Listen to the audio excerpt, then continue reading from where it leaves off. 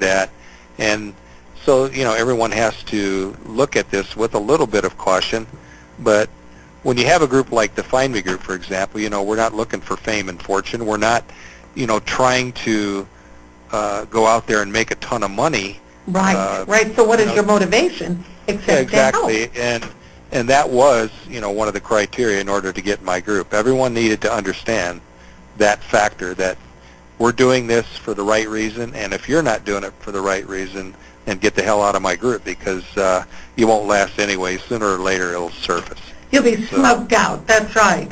Well, yeah, That's right. That's a pretty good word. Yes, we were.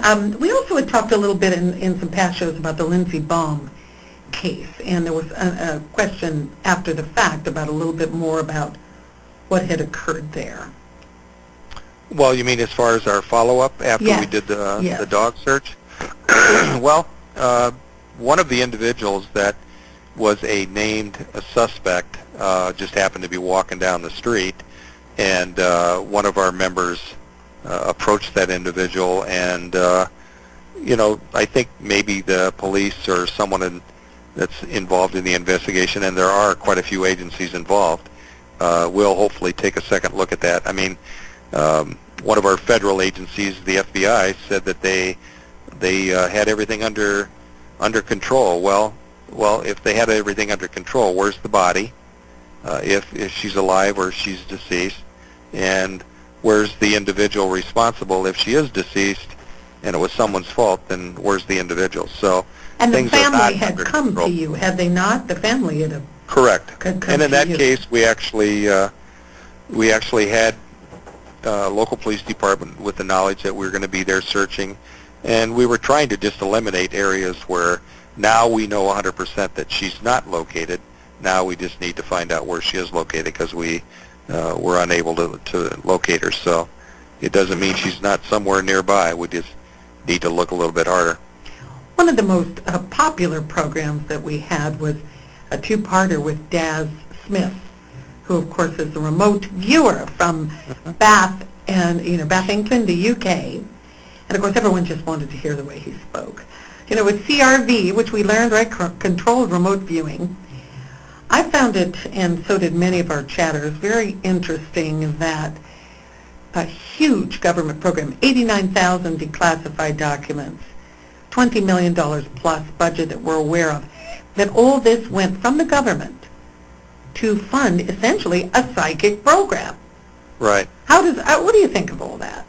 Well, I think it's a great idea. I mean, not only the United States funding it, I mean, there were a lot of foreign countries involved in the same practice, because nobody wanted to find out 2 years later that it was in fact true, and they were behind the eight ball. So reality of it is they decided they wanted to prove how realistic it was, number one. Number two, if it did work, then you can imagine some of the positive things that can come from that. And apparently they did get quite a few interesting pieces out of it.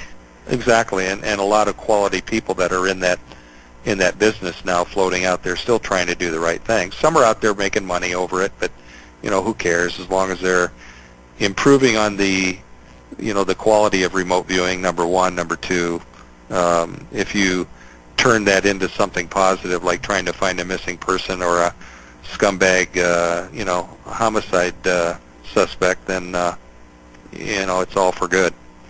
When you discovered there were so many pieces to the types of psychic abilities, clairvoyance, mediums, healing, divination, what are your thoughts on the different types of abilities and how they work?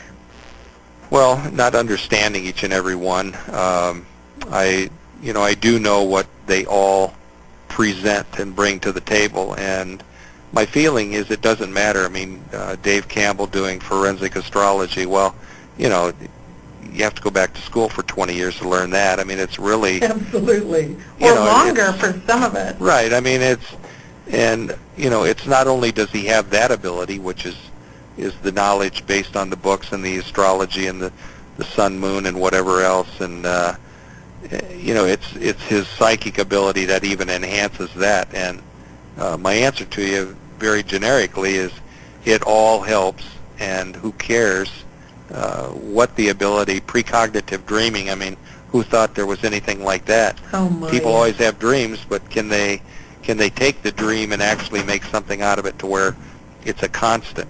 Yes, And, yes. So anyway, long story short, it's all good. It's all good. Well, do we need to take a break here? We or do. We're going to come back in just a moment and all right. answer the last of the questions. Cool. Talk to you soon. Bye-bye.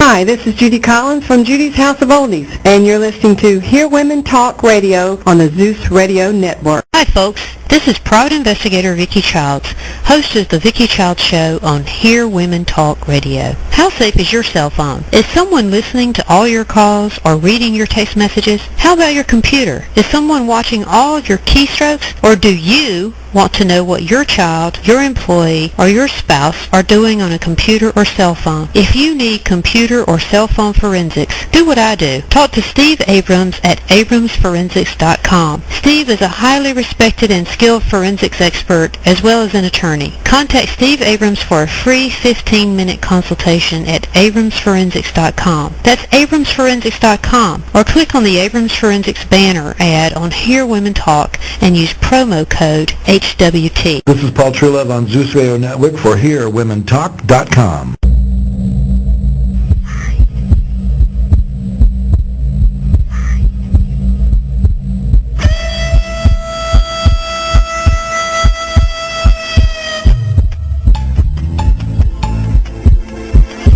Police psychics. Find me.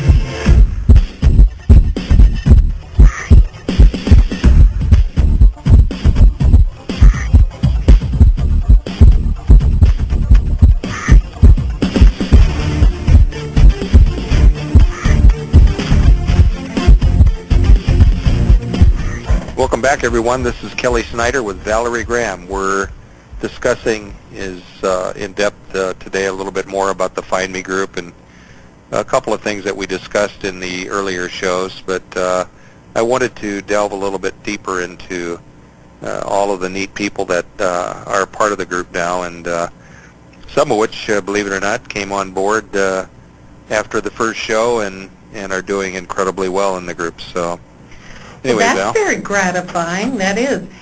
And I know we've had some amazing people. You know, people can go to the archives, and we will have some encore presentations during the holidays to catch up with Christopher, you know, our dream detective who works with Scotland Yard, many of the others who've done such extraordinary things. Kelly, most people eventually get to tell me about the cases, and you're doing that in another book. I understand. We decided to. The first book was a how-to and sort of an introduction as to who the members are and all of these different skill levels that they have, and some of them have, you know, just an abundance of skills, and then some of them, like Chris Robinson, he does do dowsing, and he is a psychic, but he relies 100%, or let's say 98%, on his precognitive dreaming. And the reason is really simple, and he mentioned it when we spoke to him a couple of weeks ago, is that he said he's had such incredible success with it. When the dream is about a certain item, whether it be a dog always in his dreams means that it's terrorist related. If it's snowing, that means that whatever is going to happen is going to happen And soon. those were just for him, right? Yes, just for him.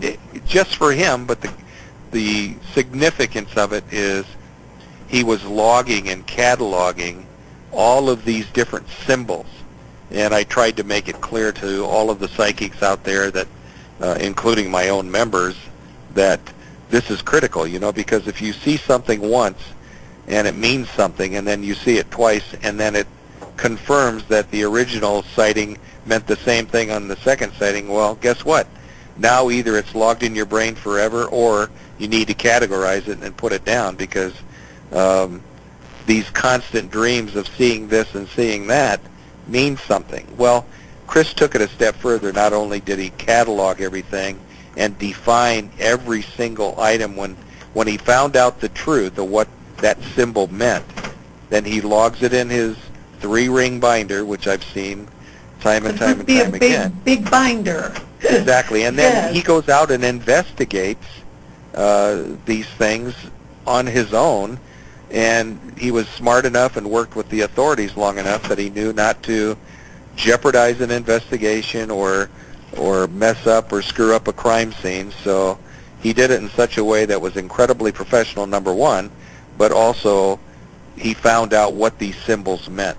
And I guess if I had a comment to make to all the psychics out there or the wannabes is, take the time and trouble to figure out why you get what you get and improve on your craft, because that's the way we're going to succeed in this psychic phenomena. We're going to do experiments forever and ever trying to improve what we're already doing.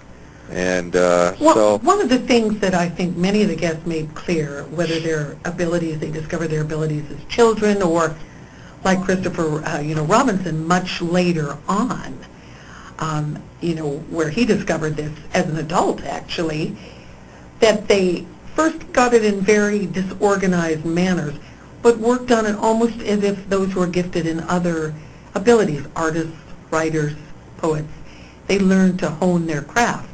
Is it very similar, do you think? Oh, I think it is. A good example of that is until, I think it was 5 years ago now, all of the psychics were providing me information on locations by telling me either street names, addresses, if they could get that much, and then landmarks, that you go down a certain road and you look for a cross, or you look for a windmill, or you look for a barn, or whatever they were giving me. Well, if you're out in the middle of Iowa and you tell someone to go down the street and look for a barn, well, you're screwed. There's 5,000 frickin' barns out there. Right.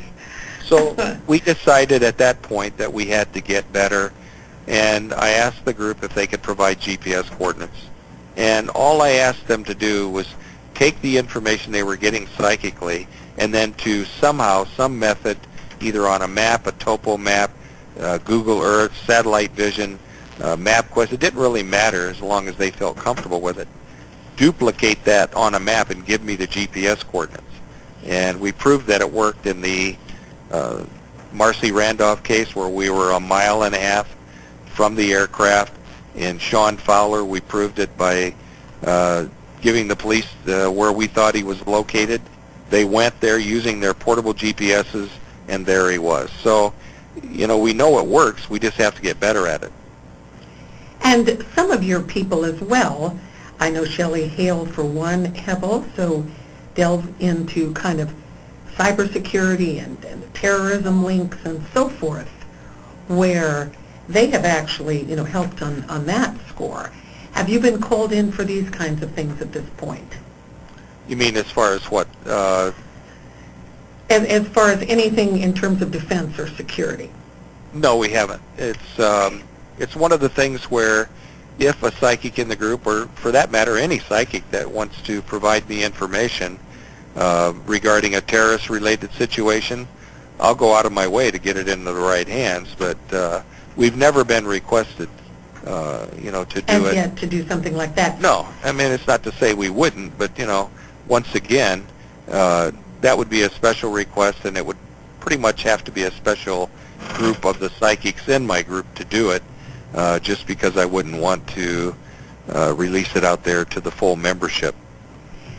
Would you like, what would be your ideal if you could psychically project a perfect scenario, in a sense, to helping people, because that is what you're about. You've devoted so much of your life and so much of your expertise, as of all the staff of Find Me and the people involved. What would you like to see happen that would help solve these cases? What's the scenario? The police calling you first? How would you like to see it?